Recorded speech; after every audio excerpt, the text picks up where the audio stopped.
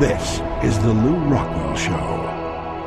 Although I must say, I always think of the president as like a new sticky face on the lapel of the suit of the oligarchy, and not actually an independent actor at all. But we've seen the exact same forces, the exact same very wealthy people, George Soros or Warren Buffett or whatever, still seem to be running things no matter no matter what party is in power. Certainly won't change when the Republicans are in power, still here at home. And the empire, we have a vastly bigger operation, don't we, than when you were in this? I mean, the NSA is far bigger, CIA is far bigger, FBI, who knows what other agencies that we don't even know about that are active both in this country and all over the world in terms of a police state, in terms of the expanding American empire. And yet at the same time, the American government is threatened by its own economic policies, by the destruction that the Federal Reserve and the other agencies of government have wrought, undermining it, all the debt and so forth.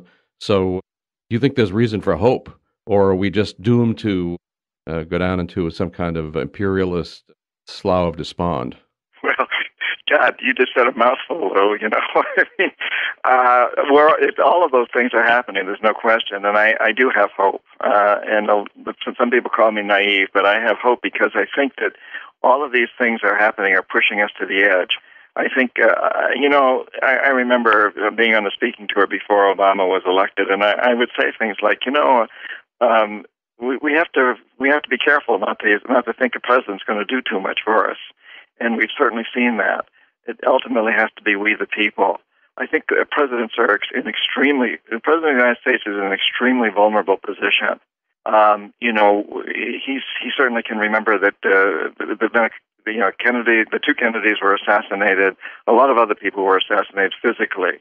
But in these times, character assassination is also very easy. We saw that happen to Clinton with Monica Lewinsky. We've seen it happen to a number of people, that all you need to do is start a rumor about someone. It can be true, or maybe it isn't even true.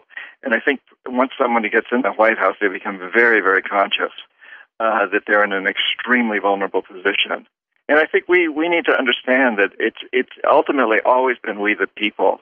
And right now, I think our concern has to be that over the past couple of decades, we've been awfully lethargic. We've spent far too much time watching television, eating pretzels and drinking beer or whatever, and not getting off our butts and doing something. And we need to understand that in a democracy, it has to be we the people. And that the president at this point in time just doesn't have that much power anyway. But we the people do. These corporations that control the world are dependent on us to buy their goods and services, or on our tax dollars to buy their goods and services. We must remember that ultimately the marketplace is a democracy if we choose to make it that. And I remember, for example, walking beside the Charles River when I was in college in Boston. You couldn't walk beside the Charles River. It was so terribly polluted. And there were rivers in Ohio that were on fire with pollution. But we forced corporations to clean them up. We got rid of apartheid in South Africa by boycotting corporations that supported it. And we've done tremendous things. Corporations, we have to remember, are very, very vulnerable if we choose to make them such. And therefore, I'm hopeful that we can turn this thing around, but we, the people, are going to have to make it happen. Well, it's absolutely true that government and the agencies, organizations, and corporations that are connected to government are dependent on the consent of the governed, because there are so few of them as compared to the John C. Calhoun called many fewer tax eaters than there are taxpayers. So yes, I mean, no question that we actually have it in our hands to withdraw consent from the government itself, from the corporations that are involved in the empire. And yes, we actually do have a chance. We actually have it in our hands to make serious changes, especially at a revolutionary time like this, when, again, the government is undermining itself through all the vast debt. Banks are all, despite the trillions of dollars funneled into them by Bush and Obama and the Federal Reserve and so forth, they're all extremely shaky. So this is a very interesting time, and I want to urge everybody to take a look at John Perkins' books, take a look at johnperkins.org, take a look especially at Confessions of an Economic Hitman. John, just may I ask you one question before we go.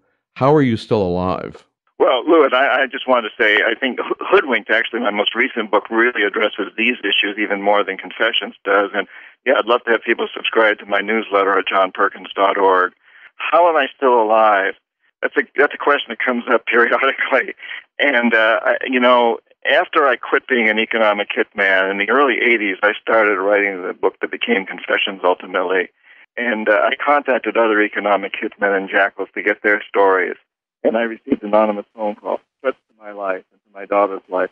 She was born in 82. I took them seriously. I'd seen what could happen.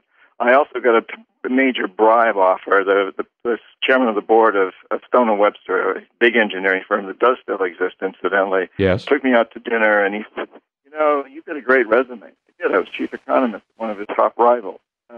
We want to use your resume in proposals, and you don't have to do any work for us. Just let us use your resume, and we'll pay you $500,000 the consultant's retainer fee.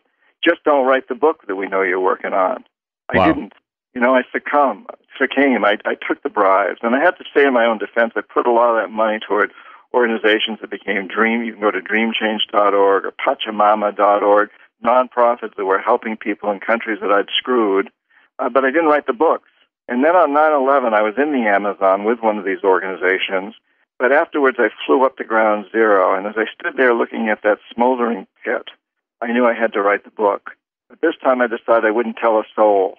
And I wrote the whole book. I didn't do what I was supposed to do. What I'd done. At that point, I'd had 5 other books published on indigenous people, ones that were not threatening to Stone & Webster or anybody else. And I knew the routine. You write a proposal, you get an advance, and then you write the book.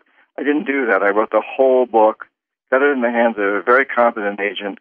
He got it out to the major publishing houses. And at that point, and still today, it's my best insurance policy.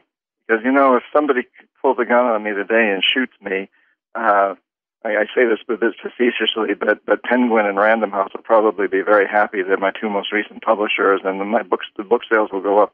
They'll skyrocket overnight if somebody assassinates me. I guarantee it. And the jackals know this. So, if you're going to be a whistleblower, I strongly recommend it, but don't threaten to blow the whistle ahead of time. Get everything in order. Get everything written down, put someplace where everybody knows that it's going to be available if something happens to you, and then blow the whistle. Well, John Perkins, thank goodness you blew the whistle. I hope that others follow your example. Others have followed your examples, but we need many more of them, especially in these days.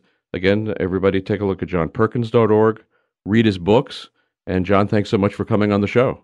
Thank you, Lou. And, it's shows like this that keep the idea of a free press alive. So I take my hat off to you. I really honor what you're doing. And thank you so much for doing the good work you're doing and keeping spreading the word.